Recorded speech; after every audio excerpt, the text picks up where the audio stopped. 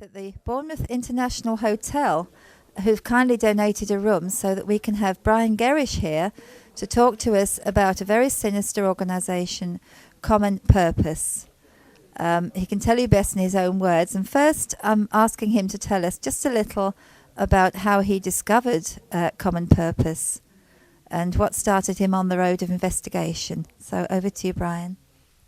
Okay, good afternoon.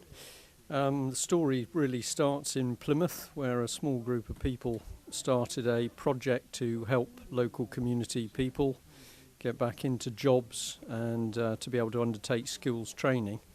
And we set up a little project which was to do with the repair of wooden boats. The community loved it, it went very well, and we got lots of support. And initially we got support from the local government organisations and the city council, so all the key great and good supported, and then one day they didn't support, and the net result was that we decided to go alone with the project, and within a short space of time key people were being threatened. And when we started to explore why we were being threatened, we were absolutely staggered to find a very strange organisation called Common Purpose operating in the city.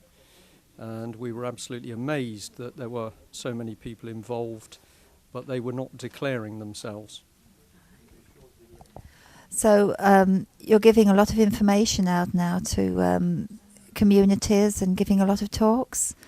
And what briefly, we haven't got a lot of time on film here. We do have a DVD of his last talk, which will be available, and he'll tell you the website to go to.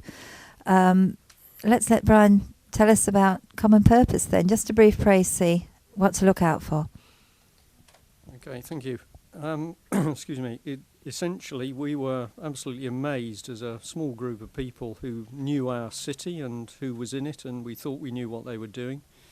We were amazed to discover that Common Purpose was operating throughout the structure of the city, so that in the city council, in the government offices, in the police, in the judiciary. Essentially, we discovered what is effectively, at best, a quasi-secret society, a society which doesn't declare itself to ordinary people. And as we dug further, so we found that the numbers were a political agenda under the surface of the democracy in the city. It was certainly not nice, the way that it was doing things. Okay, and do you have any websites that we can go to or any reference to get more information? The website I like to recommend is called EU Truth, so that's www.eutruth.org.uk. And on that website you will find information on both the European Union, which we believe has a hand in Common Purpose, and there is information pages which you can download about Common Purpose itself. But what we believe that Common Purpose is doing is enticing a large number of people, about 19,500 people in key jobs and organisations. They are being drawn into a new socialist regime for the United Kingdom, which is post-democratic, and where society will be run by chosen leaders from amongst people who have done common purpose training. It's very sinister, but you'll find the information on that website. We have a lot of people watching these videos from America, for instance, and I'm sure they'll be wondering, has this got any relationship with sustainable development? Because that is quite a buzzword at the moment over there. That's quite a big jump. I'd say two things. Is first of all, we know that Common Purpose operates in America as well, and people who've been looking into Common Purpose in the States see parallels with more hardline, obvious communism.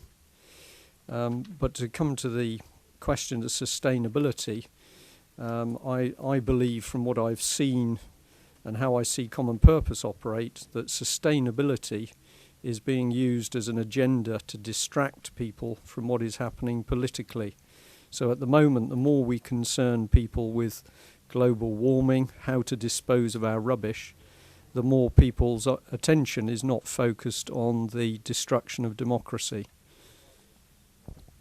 Oh, thank you. And could you tell us very briefly, how do we combat this, the common purpose? I heard in one of your talks a very nice analogy to a brick wall, which sounds really, really good and very understandable. Could you tell us about that one, please? Right, I'm glad you reminded me about the brick wall. The important thing is that although ordinary people are feeling more and more powerless, that the solution to what's going on is very simple. In the first place, people must tell the truth. Where you know that democracy is not working, where you know there's fraud, corruption, where you know that there are unpleasant things happening in society, you must speak out. And we must also tell the truth about the European Union, and that is a vicious socialist police state.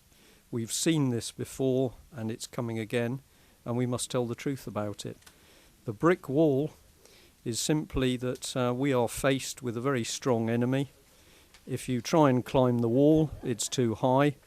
What we need to do is to look for loose bricks at the bottom of the wall. Can you remove an individual? Can you close down an organisation? Can you expose corruption at the highest levels of government? We know that the perpetrators of the crimes against this country are very frightened. We know, for instance, that Mr. Blair or Mr. Bush are terrified of the truth coming out about their activities. And what ordinary people have got to do is tell that truth. That's great. Thank you very much, Brian. That was very good. And I think something we really have to take notice of, and please look it up on the net. Just search for common purpose will do it. You'll find a lot of sites there now, a lot of information about it, and take heed because it's here and it's now and it's getting very, very sinister and we're in trouble.